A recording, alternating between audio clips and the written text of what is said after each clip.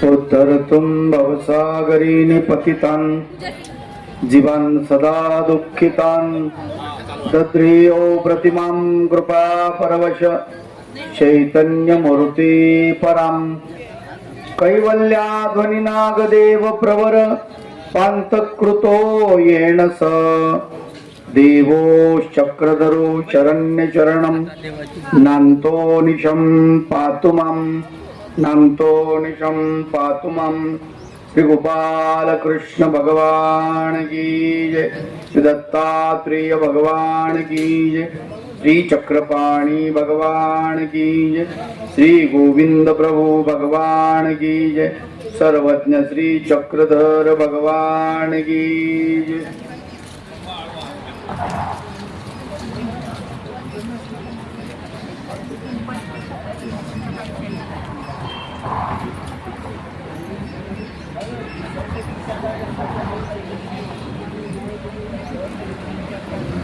काल आपण दुसरा अध्याय प्रारंभ केलेला आहे आणि याच्यामध्ये वर्णन आलेलं आहे की चक्रपाणी भगवंताचा अवतार कसा झालेला आहे। शिष्याने गुरुला प्रश्न विचारला की कृष्ण भगवंत याच्या हातामध्ये चक्र सुदर्शन आहे आणि या देवाच्या हातामध्ये झाडू आहे, एक तफावत जी दिसते आहे ही काही मला पटत नाही। त्याच्यावरती गुरुंनी अनेक प्रकारचे उत्तर दिले आणि कृष्ण भगवंताचा जो काळ होता तिथे शस्त्राची गरज होती, पण इथे मात्र शस्त्राची गरज नाही तरी ते झाडूची गरज आहे, अशा प्रकारचं मत प्रतिपादन गुरूंनी केलेलं आहे।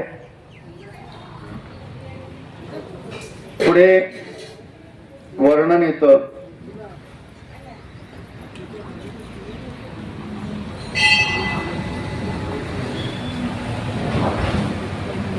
ग्रंथ भार जरी झाला, खूप डोक्यामध्ये ग्रंथ भरले, ग्रंथ घोकून भोग केला, पण स्वच्छता जर नसेल तर त्याचा जन्म वाया गेलेला आहे, अशा प्रकारे वर्णन गुरु करतात। पुढे भक्ताचं लक्षण आलेलं आहे थोडं, की भक्त कुणाला म्हणतात त्याचं वर्णन पुढे सांगतायत। विभक्त नव्हे तोची भक्त, सत्कर्मी जाहला चोख, त्याच्या बोलण्या चालण्यात धर्म दिसे प्रत्यक्षणी, जो विभक्त नाही तो भक्त। परमेश्वरापासून वेगळा होत नाही त्याला भक्त असं म्हणतात। परमेश्वराला सोडून राहत नाही त्याला भक्त असं म्हणतात। ज्याच्या बोलण्या चालण्यामध्ये धर्म प्रत्यक्षाने दिसतो त्याला भक्त असं म्हणतात। ज्ञान भक्ती विरागपण कृतीने सांगे भगवान, जगाशी करावया मार्गदर्शन अवतरले चक्रपाणी। ज्ञान भक्ती विरागपण आचाराची त्रिसूत्री आहे। 3 पद्धतीनं आपल्याला मार्गक्रमण करावं लागतं। पहिला मुद्दा जो आहे ज्ञान, ज्ञानाशिवाय आपल्याला कळत नाही। प्रत्येक कृती करत असताना ज्ञानाची गरज आहे। ज्ञानाशिवाय आपण प्रपंच करू शकत नाही, परमार्थ करू शकत नाही, व्यापार करू शकत नाही, नोकरी करू शकत नाही, जगात आपण काहीच करू शकत नाही ज्ञानाशिवाय। ठीक आहे, वेगवेगळं ज्ञान असेल कृषी कर्माचं ज्ञान वेगळं, शेतीचं ज्ञान वेगळं, गोपालनाचं ज्ञान वेगळं, नोकरी करत असतील तर शिक्षकाचं ज्ञान वेगळं, डॉक्टरचं ज्ञान वेगळं, इंजिनियरचं ज्ञान वेगळं, संगीत क्षेत्रामध्ये असेल तर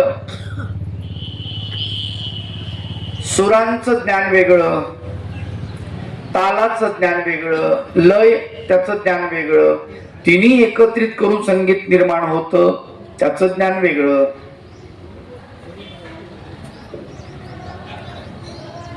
पाक कलेचं ज्ञान वेगळं, स्वयंपाक करणे ती एक कलाच आहे, त्याचे ज्ञान वेगळं. ज्ञानाशिवाय जगामध्ये काहीही शक्य नाही. म्हणून ज्ञान, भक्ती आणि विरागपण धर्माची त्रिसूत्री आहे. तर तुम्हाला धर्माचरण करायचं असेल तर कसा आचरण करावा याचं ज्ञान पहिले पाहिजे. बरं, धर्माचरण करताना कशाचा उच्चार करावा, कशाचा विचार करावा, कशाचा आचार करावा याचं ज्ञान पाहिजे. काही उच्चाराचं ज्ञान असतं, काही आचाराचं ज्ञान असतं, काही विचाराचं ज्ञान असतं. नामस्मरण उच्चाराचं ज्ञान आहे,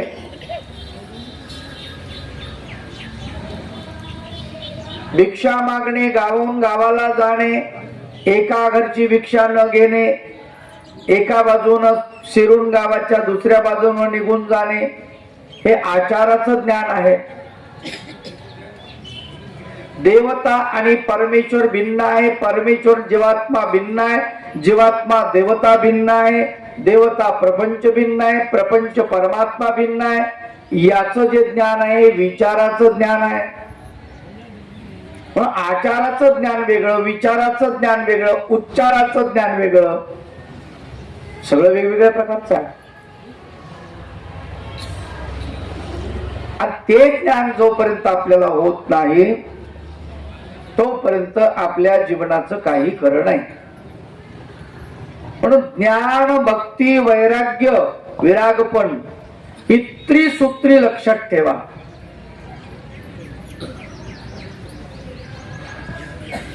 परिपूर्ण ज्ञान अगोदर संपादन करा, प्राप्त करा आणि मग भक्तीला सुरुवात करा. भक्तीचे लक्षण सांगताना नवविधा भक्ती सांगितलेली आहे कर्मराहटीमध्ये, इतर ग्रंथात. त्या नवविधा भक्तीमध्ये श्रवण नावाची भक्ती आहे, ऐकणे.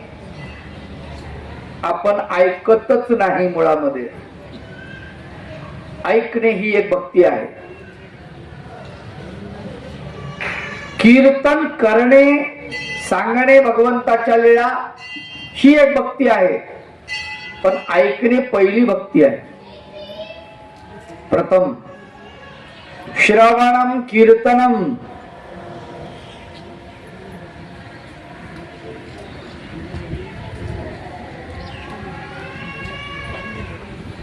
श्रवण, कीर्तन आणि स्मरण. अगोदर श्रवण, परमेश्वराच्या लीळा ऐकणे, परमेश्वराच्या भक्तांचे चरित्र ऐकणे, परमेश्वराचे गुणवर्णन ऐकणे, परमेश्वराचे नामसंकीर्तन ऐकणे. ऐकणे ही पहिली भक्ती आहे. त्यानंतर ते करणे, नामोच्चार करणे ही दुसरी भक्ती आहे. श्रवणम, कीर्तनम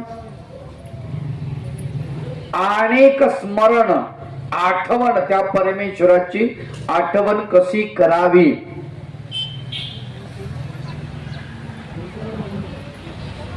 त्याच्यानंतर चरण सेवन, त्याच्या जवळ कसं थांबावं, चरणाची सेवा कशी करावी. त्यानंतर अर्चनम.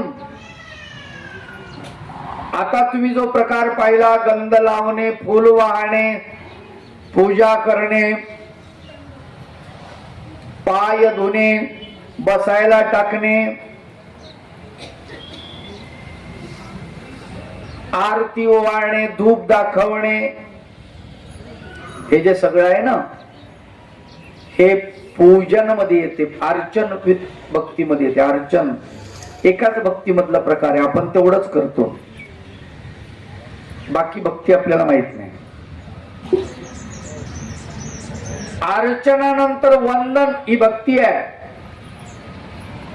वंदन म्हणजे नमस्कार करणे, दंडवत करणे. 2 दिवसापूर्वीच मी सांगितलं होतं. केसरात कुठे गेले? केसरादा,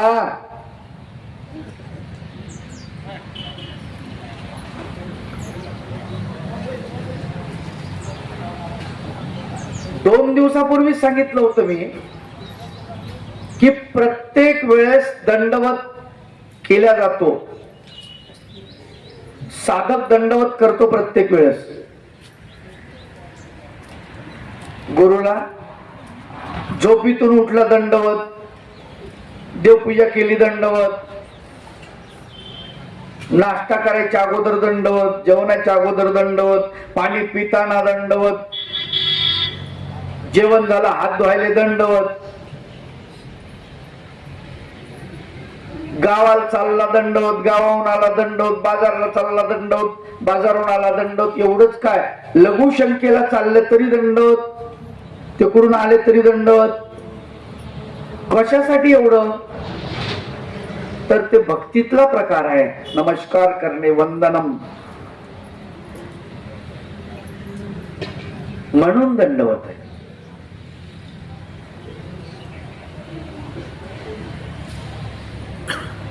अर्चनम, वंदनम, दास्यम. दास्य म्हणजे जवळ राहून सेवा करणे, त्याला दास्य म्हणतात. सेवा वेगळी, दास्य वेगळं. सेवा दास्य जोड शब्द आहे. सेवा म्हणजे दुरून, पूजेसाठी फुलं आणणे, फुलहार आणणे, बाजारामधून उदबत्ती आणणे, डालडा आणणे, कापूर आणणे, ऊद आणणे, पानं आणणे, सुपाऱ्या आणणे, नारळ आणणे, ही सेवा. दळण करून आणून देणे, पाणी आणून देणे, ही सेवा. दास्य पटकर उचलणे, पटकर टाकणे, बसायला टाकणे, बसलेलं असेल ते झोपायचं टाकणे, झोपायची घडी करून बसायचं टाकणे. बाईसा करत होती ती दास्य. सोपी गोष्ट सांगतो. नागदेव आचार्य करत होते ती सेवा. दास्य श्रीमूर्तीच्या जवळ असतं, संतांच्या जवळ असतं, त्याला दास्य म्हणतात. अर्चनम, वंदनम, दास्यम. अधिक सख्यम परमेश्वराशी मित्रत्वाची भावना, त्याला सख्य म्हटलेलं आहे. सख्य. आपण बऱ्याच गोष्टी पत्नीलाही सांगत नाही, पतीलाही सांगत नाही, आईलाही सांगत नाही, वडिलालाही सांगत नाही. पण मित्र, एखाद्याचा मित्र असेल तर त्याला आपण सांगतो, त्या मित्राला तो सांगत असतो. किंवा एखाद्या बाईची, मुलीची मैत्रीण असेल, तिला अवश्य सांगते गुप्त गोष्ट. का? तर तो सख्यत्वाचा भाव आहे तिच्या अंतःकरणामध्ये. मैत्रीण कोण आहे? तिची सखी आहे. मित्र कोण आहे? त्याचा सखा आहे. आपल्या मनातलं बरं वाईट जे काही आहे ते सगळं ज्याला सांगितलं जातं तो सखा असतो, आणि ते परमेश्वराला सांगितलं गेलं पाहिजे. म्हणून ती भक्ती 8वी भक्ती आहे. सख्यम. आणि 9व्या भक्तीमध्ये आत्मनिवेदनम, मी स्वतः किती वाईट आहे हे सांगणे, त्याला आत्मनिवेदन म्हणतात.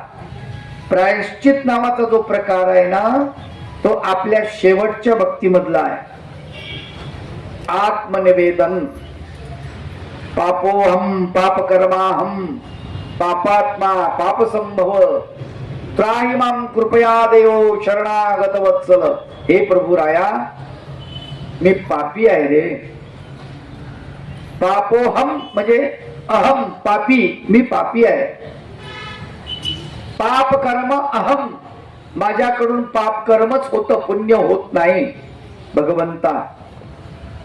पापात्मा, माझा आत्मा पाप करून पापमय बनलेला आहे. भविष्यात माझ्याकडून पुण्यकर्म होणार नाही.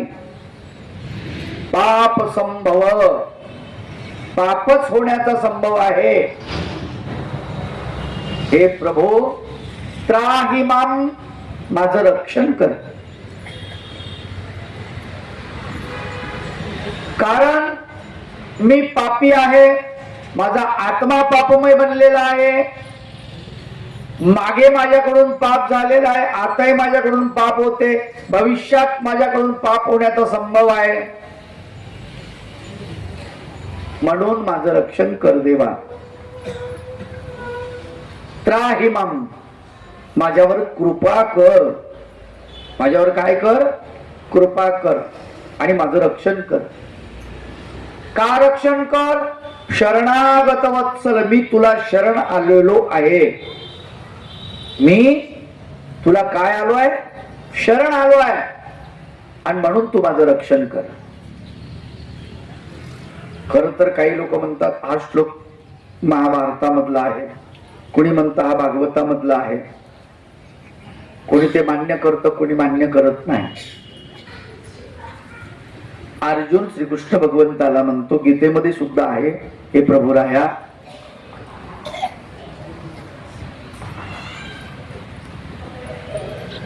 कृपण दोषानं मी तुला ओळखलं नाही. दुसऱ्या अध्यायामध्ये श्लोक आलेला आहे. कार्पण्य दोषो पत स्वभाव पृच्छामि त्वां धर्म सम्मूढ चेता यश्रेयस्यान् निश्चितं ब्रूहि तन्मे शिष्यस्तेऽहं शाधि मां त्वं प्रपन्नम्. हे प्रभू भगवंता, कार्पण्य दोषामुळे, कृपण दोषामुळे माझा स्वभाव कसा बनलेला आहे? कृपण बनलेला आहे. आणि मला काही कळत नाही.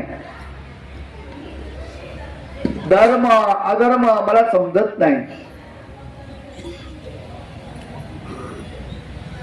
तू काय कर भगवंता, मी तुला विचारतोय. पृच्छामी, पृच्छामी म्हणजे पूछतो, तुला विचारतो मी. धर्म सम्मूढ चेता, धर्माला जे योग्य आहे तेच मला सांग.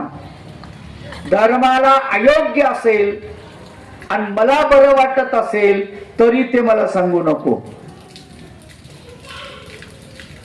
दुसरी गोष्ट, या श्रेयस्यान्, जे श्रेयस्कर आहे माझ्यासाठी, निश्चित माझं कल्याण त्याच्यामध्ये आहे, असं तेच मला सांग. शिष्यस्तेहम शाधि मां त्वां प्रपन्नम, मी तुला शरण आलो आहे. हे भगवंता, माझ्या हिताचंच मला सांग, दुसरं मला सांगू नको. या श्लोकामध्ये अर्जुन भगवंताला जे म्हणतो ते या श्लोकाच्या अर्थासारखंच आहे. पापोहम पापकर्माहम पापात्मा पापसंभव त्राहि मां कृपया देवो शरणागत वत्सल. अशा प्रकारे नवविधा भक्ती, 9 प्रकारची भक्ती वेदामध्ये सांगितलेली आहे. 9 प्रकारची.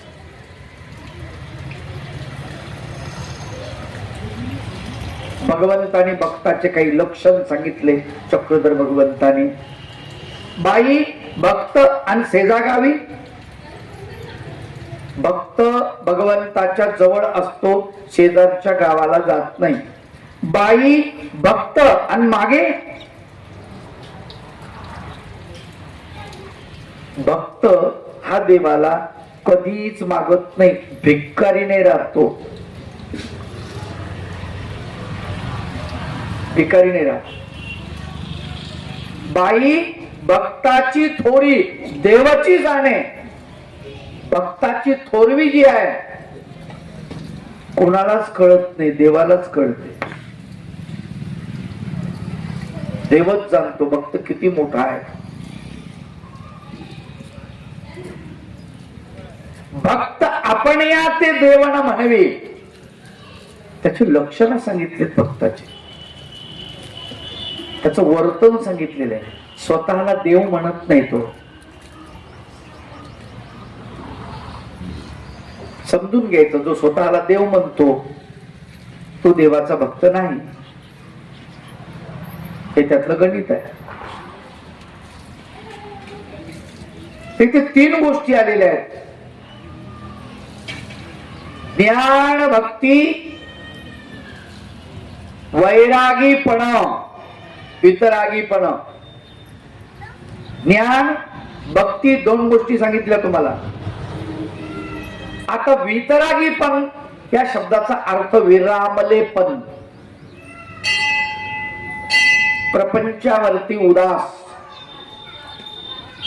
त्याला वैरागी पण म्हणतात, वितरागी पण म्हणतात. पैशाविषयी, प्रपंचाविषयी, पत्नीविषयी, पतीविषयी, सासऱ्याविषयी, सासूविषयी, मुलाविषयी, पैशाविषयी, दागिन्याविषयी, साड्याविषयी, घरीविषयी, गाडीविषयी, काही असू द्या, त्याच्याविषयी अंतःकरणामध्ये विरामलेपण आलेलं आहे. त्याचं महत्व वाटत नाही, त्याला वैरागी असं म्हणतात. वितरागी काय म्हणतात? वितरागी.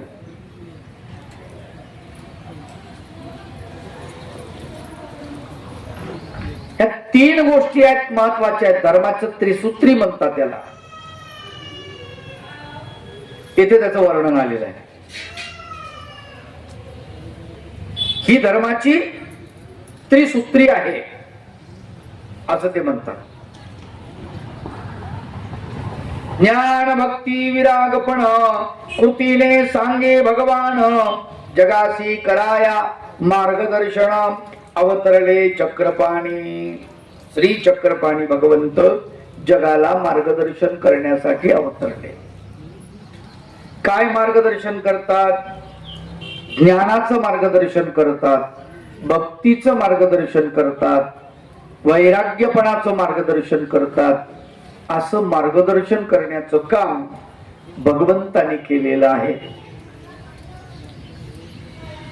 रिद्धी सिद्धी पाया जवळी ब्रह्मादिक आज्ञा पाळी.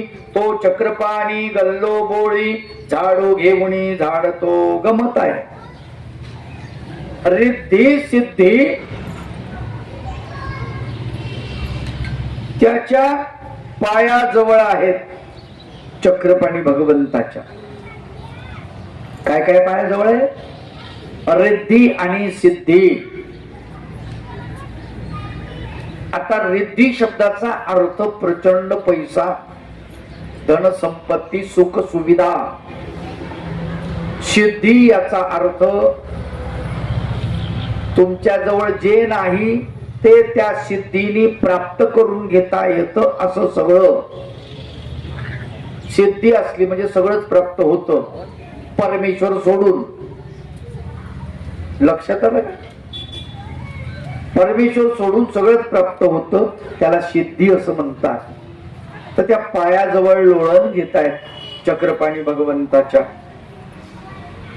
आणि तो चक्रपाणी भगवंत ब्रह्मादिक त्याची आज्ञा पाळतात. ब्रह्म, विष्णू, महेश, शेषशय्या, अष्टभैरव, विश्व चैतन्य, मग स्वर्गादी खालच्या देवता तर सोडून द्या, सगळे काय करतात? त्याची आज्ञा पालन करतात. ब्रह्मादिक आज्ञा पाळे आणि तो चक्रपाणी गल्ली बोळे, तो भगवंत गल्लीमध्ये बोळांमध्ये झाडू घेऊन झाडायला लागलेला आहे द्वारकेत.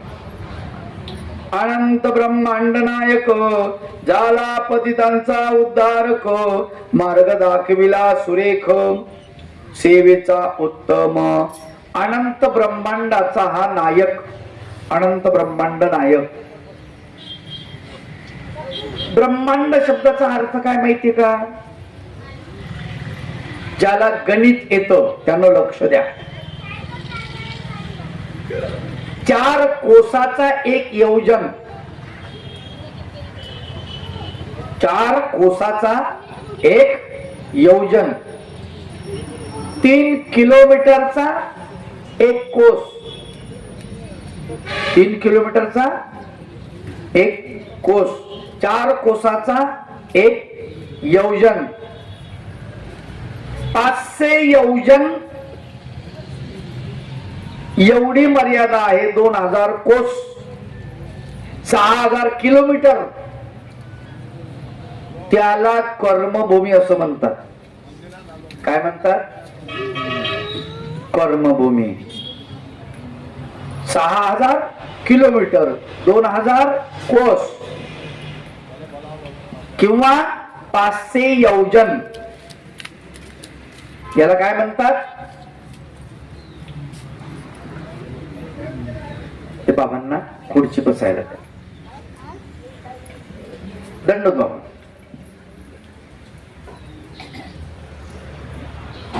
बसायला खुर्ची द्या.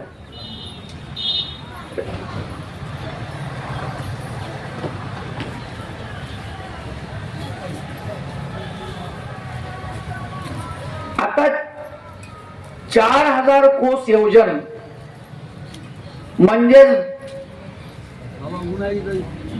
2000 कोस योजन.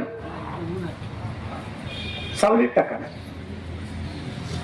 म्हणजेच 6000 कोस, 6000 किलोमीटर म्हणजे 500 योजन आहे.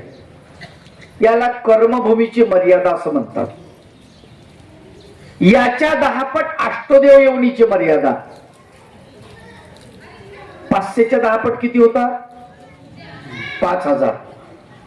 5000 योजने अष्टदेव योनीची मर्यादा. त्याच्या 10 पट 50,000 योजने अंतराळीची मर्यादा, अंतराळ देवतेची. त्याच्या 10 पट स्वर्गीच्या इंद्रचंद्राधिकाची मर्यादा 5 लक्ष योजने. त्याच्या 10 पट सत्य कैलास वैकुंठीची मर्यादा 50 लक्ष योजने. त्याच्या 10 पट शेषशय्याची मर्यादा 5 कोटी योजने. त्याच्या 10 पट अष्टभैरवाची मर्यादा 50 कोटी योजने. त्याच्या 10 पट विश्वेची मर्यादा 500 कोटी योजने. आणि विश्वेची व्यक्त मूर्त 56 कोटी योजने. 56 कोटी योजन गुणीला 3 केलं की तेवढे कोस होतात. त्या कोसाला गुणीला 3 केलं की किलोमीटर होतात. जेवढे योजने त्याला 4 न गुणल्यानंतर कोस बनतात आणि त्या कोसांना 3 न गुणलं की किलोमीटर बनत. याला एक ब्रह्मांड म्हणतात. कळलं? ब्रह्मांड परमेश्वराला ग्रंथकाराने इथे अनंत ब्रह्म